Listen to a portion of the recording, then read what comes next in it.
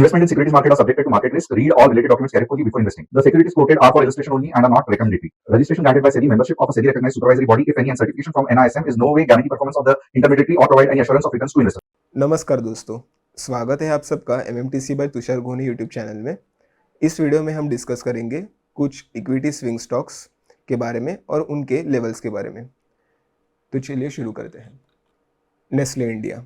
अगर Nestle India की business model की बात करें तो इसका बिजनेस डाइवर्सिफाइड है। मिल्क प्रोडक्ट्स एंड न्यूट्रिशन में, prepared dishes and cooking aids में, बेवरेजेस और कॉन्फेक्शनरी में।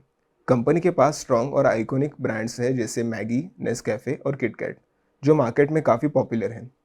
कंपनी कैपेसिटी एक्सपांशन और प्रीमियमाइजेशन पे फोकस कर रही है। डिस्ट्रीब्यूशन और प्रोडक्ट कैपेबिलिटी इंप्रूव करने के लिए इन्वेस्ट कर रही है। नेस्ले इंडिया ने फूड प्रोसेसिंग मिनिस्ट्री के साथ MOU साइन किया है, जिससे ग्रीनफील्ड और ब्राउनफील्ड प्रोजेक्ट्स जैसे ओडिशा में इन्वेस्टमेंट होगी ताकि मैन्युफैक्चरिंग और रीच एक्सपांड हो सके। अगर डोमेस्टिक सेल्स ग्रोथ की बात करें तो मैगी और नेस्कैफे जैसे कोर पोर्टफोलियो की वजह से डोमेस्टिक रेवेन्यू स्टेडीली ग्रो कर रहा है। अभी चलते हैं इसके चार्ट पे।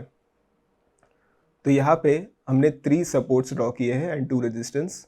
पहला सपोर्ट होगा 1226 पे, दूसरा सपोर्ट है 1161 पे और तीसरा सपोर्ट है 1069 पे। और यहाँ पे फर्स्ट रेजिस्टेंस है 1327 एंड सेकेंड रेजिस्टेंस है 1382। So we can plan our trade accordingly. चलते हैं नेक्स्ट स्टॉक पे, NTPC। अगर NTPC का बिजनेस मॉडल देखें तो बेसिकली इंडिया के लार्जेस्ट इंटीग्रेटेड पावर कंपनी है। पहले ये mostly coal based power generate करती थी, लेकिन अब कंपनी डाइवर्सिफाइड एनर्जी कंपनी बनने की तरफ जा रही है। मतलब अब सिर्फ कोल नहीं बल्कि रिन्यूएबल हाइड्रो, ग्रीन हाइड्रोजन और न्यूक्लियर में भी इन्वेस्ट कर रही है। कैपेसिटी एक्सपेंशन की बात करें तो NTPC का प्लान है कि 2032 तक और उसके बाद भी अपनी कैपेसिटी एग्रेसिवली ग्रो कर रही है। ये इंक्लूड करता है ट्रेडिशनल और क्लीन एनर्जी प्रोजेक्ट्स ताकि लॉन्ग टर्म ग्रोथ और सस्टेनेबिलिटी दोनों सिक्योर रहे। अगर डाइवर्सिफिकेशन की बात करें तो कंपनी रिन्यूएबल एनर्जी और इमर्जिंग टेक्नोलॉजीज में एक्सपांड कर रही है। ये स्टेप फ्यूचर अर्निंग्स को स्टेबल बनाएंगे और कंपनी को एनर्जी सेक्टर में लीडरशिप मेंटेन करने में हेल्प करेंगे। रेवेन्यू मॉडल की बात करें तो NTPC का मेन रेवेन्यू इलेक्ट्रिसिटी जनरेट करने से आता है और मोस्टली लॉन्ग टर्म कॉन्ट्रैक्ट्स जैसे PPAs के थ्रू, जो इंश्योर करता है कि कैश फ्लो कंसिस्टेंट रहेगा। देखते हैं इसका ट्रेड सेटअप। तो यहाँ पे 2 सपोर्ट्स है और 3 रेजिस्टेंस दिख रहे हैं। प्राइस काफ़ी कंसोलिडेशन फेज में जा चुका है 2025 के बाद। तो हमारा पहला रेजिस्टेंस है 372। जैसे ही प्राइस 372 को क्रॉस करेगा, हमारा सेकेंड रेजिस्टेंस दिख रहा है 425 एंड उसके बाद जो प्रीवियस स्विंग हाई है 448, उसकी तरफ प्राइस जाते हुए दिख रहा है। अगर डाउनसाइड की बात करें तो 299 के नीचे सीधा 229 का एक मेजर सपोर्ट हमें यहाँ पे दिख रहा है। चलते हैं नेक्स्ट स्टॉक पे, हीरो मोटर कॉर्प।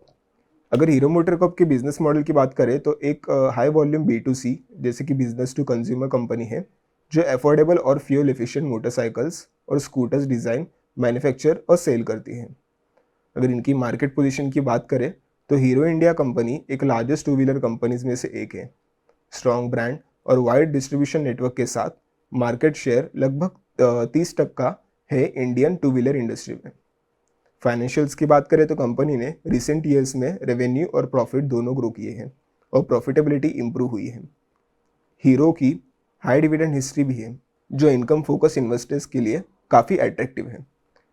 अगर ओनरशिप की बात करें तो मुंजल फैमिली कंपनी की 34.75% स्टेक होल्ड करती है और ये बिगेस्ट शेयर होल्डर है एज ऑफ 2024। चलते हैं लेवल्स पे। मुंजल फैमिली कंपनी की 34.75% स्टेक होल्ड करती है और ये बिगेस्ट शेयर होल्डर है। चलते हैं लेवल्स पे। हीरो मोटर कॉर्प, ये एक वीकली चार्ट है। अगर हम देख सकते हैं तो यहाँ पे एक चार्ट एक डबल टॉप बनाने की कोशिश कर रहा है। यहाँ पे एक सपोर्ट है दिख रहा है 4998 एंड उसके बाद अगर ये सपोर्ट ब्रीच हुआ तो 4181 पे प्राइस आ सकती है। अगर रेजिस्टेंस की बात करें तो ऊपर साइड में 5882 एंड सेकेंड रेजिस्टेंस 6255 पे दिख रहा है। ऐसे ही आप डेली स्टॉक्स और इंट्राडे अगर आप करते हो तो TG लेवल ऐप आपके लिए बेस्ट रहेगा, क्योंकि इसमें customer support, Nifty levels, daily 3 to 4 trades दिए जाते हैं विद इंस्टेंट अलर्ट हमारे ऐप में with in every trade entry, SL, target 1 and target 2 भी दिए जाते हैं निफ्टी, इक्विटी एंड कमोडिटी के। अगर आपको कोई भी शंका हो तो आप नीचे कमेंट्स बॉक्स में डाल सकते हैं, आपका फीडबैक वैल्यूएबल रहेगा। Thank you for watching.